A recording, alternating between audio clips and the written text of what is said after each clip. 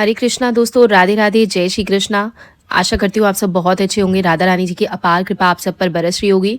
दोस्तों बहुत बहुत स्वागत है आप सभी का आपके यूट्यूब चैनल श्री राधा कृष्णा कृपा पर।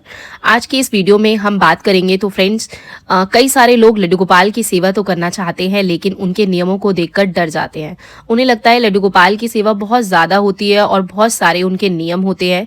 जैसे कई सारे भक्तों के सवाल आते हैं कि हमारी जॉइंट फैमिली है, परिवार हमारा बड़ा है, सुबह के समय हमें इतना समय नहीं निकाल पाते कि हम लड्डू गोपाल की सेवा कर सके, भोग लगा सके, लेकिन हमारे मन में फिर भी यह भाव आते हैं कि सबने भोजन कर लिया और हमारे ठाकुर जी तो भूखे बैठे हुए हैं, तो ऐसे में हम उनको सेवा कैसे दें। तो दोस्तों हम सभी सनातनी हैं, घर में लड्डू गोपाल जी मिल ही जाते हैं और सभी लोगों का मन करता है अपने बाल गोपाल की सेवा करने का। लेकिन जैसे कि मैं हमेशा कहती हूँ ना कि लड्डू गोपाल की सेवा आप अपनी क्षमता अनुसार करें, जितना समय आप उनको दे सकते हैं उनकी उतनी सेवा करें। किसी भी देखा देखी आपने किसी को देख लिया उनकी तरह बिल्कुल ना करें। आपको उन्हें सेवा नहीं देनी किसी को देखते हुए दोस्तों, क्योंकि हम गृहस्थ जीवन में हैं और हमें प्रभु की सेवा के साथ साथ और भी कार्यों को देखना होता है। जो भी कार्य प्रभु ने हमें सौंपे हुए हैं उन कार्यों को भी हमें ईमानदारी से निभाना होता है। उनकी सेवा आप शुरू करें। जैसे आपके पास समय कम है तो उनकी थोड़ी सेवा रखें, जैसे कि आप उनको स्नान करा दे, वस्त्र बदल दे और उन्हें भोग लगा दे। तो फ्रेंड्स अब बात आती है कि जो लोग सुबह में जल्दी स्नान नहीं कर पाते वे ठाकुर जी की सेवा कैसे करें। देखिए दोस्तों, वैसे तो शास्त्र विधि अनुसार अगर हम देखें तो देखिए शास्त्रों में बिल्कुल मनाही होती है, किसी भी तरह की पूजा पाठ आप बिना स्नान किए कर ही नहीं सकते। लेकिन अगर हम अपने बाल गोपाल की बात करें तो बाल गोपाल हमारे प्रेम के भूखे होते हैं दोस्तों, ठीक है, और हमारे घर के बच्चे की तरह होते हैं।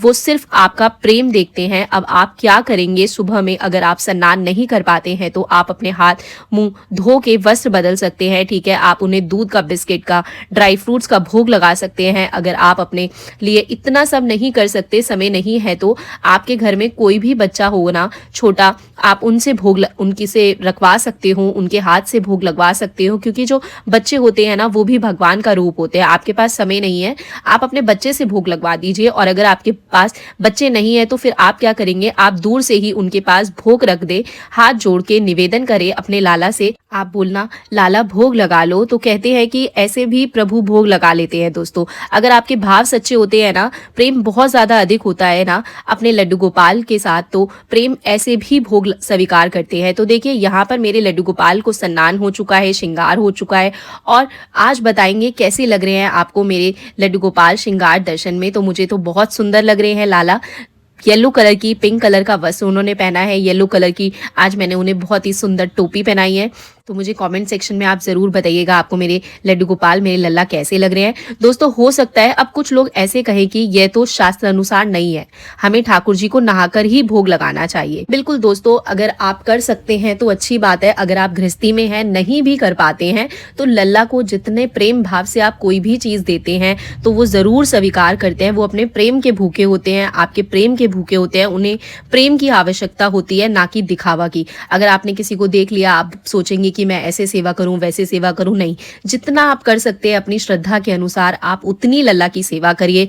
वो प्रेम के भूखे हैं, आपका प्रेम ही उन्हें चाहिए और कुछ नहीं चाहिए दोस्तों आपने कर्मा बाई की कहानी तो सुनी ही होगी। तो दोस्तों कहते हैं कर्मा बाई के जो पिताजी थे ना, वो ठाकुर जी की सेवा किया करते थे। तो एक बार उन्होंने ना अपनी बेटी कर्मा बाई से कहा कि कर्मा बाई, मुझे किसी कार्य से बाहर जाना पड़ रहा है और इन दिनों में ठाकुर जी की सेवा तुम्हें करनी है, भोग बना के ठाकुर जी को जरूर से लगा देना। तो जो कर्मा भाई थी उन्होंने ना कहा ठीक है पिताजी। अब अगले दिन उन्होंने अपने घर के कार्य किए और स्नान के बाद खिचड़ी बनने रख दी। खिचड़ी बन गई, वो ठाकुर जी के सामने ले गई, थाली भर के उन्होंने रख दी और ठाकुर जी से कहा कि ठाकुर जी अब आप भोग लगा लो। लेकिन उन्होंने क्या देखा, थोड़ी देर बाद जो वो भोग था वो उन्होंने देखा कि भोग तो ऐसे का ऐसे ही रखा हुआ है। तो वो जो है कहने लगी कि लगता है इसमें घी कम है, इसलिए ये नहीं खा रहे, इसलिए लड्डू गोपाल नहीं खा रहे खिचड़ी, क्योंकि शायद घी कम होगा इसलिए मेरे हाथों से नहीं खा रहे। तो दोबारा से ना उन्होंने उस खिचड़ी में घी बढ़ा दिया। फिर वो आई, थोड़ी देर बाद उन्होंने देखा अभी भी भोग ऐसे ही रखा हुआ है।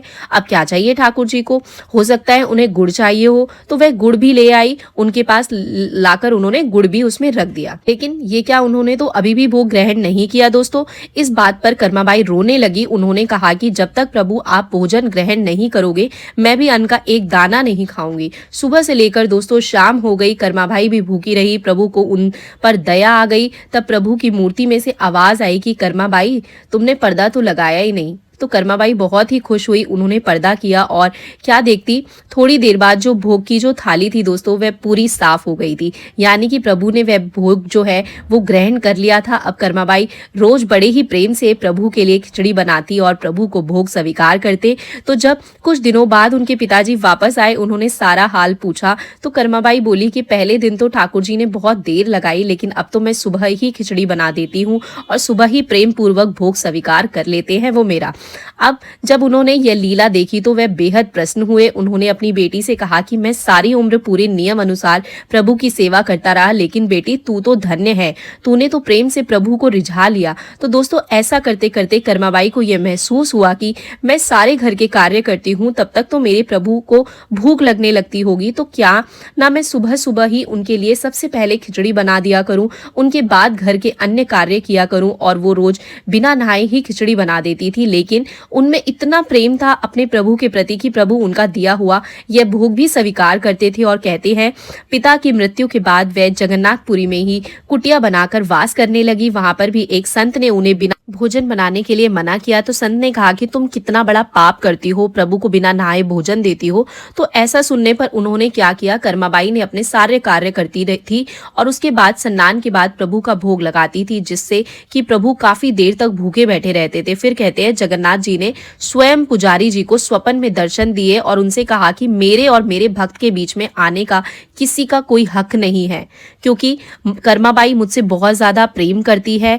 तो दोस्तों ऐसा था प्रभु का और कर्माबाई का प्रेम। तो इसीलिए मैं कहती हूँ जैसी सेवा आप पहले दिन से देने लगते हैं ना प्रभु, उसी सेवा का फिर इंतजार करते हैं।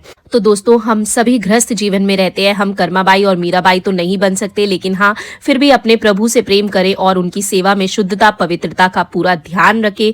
उम्मीद करती हूँ दोस्तों आज का वीडियो आपको अच्छा लगा होगा। वीडियो पसंद आया हो तो लाइक और शेयर कमेंट जरूर करिएगा।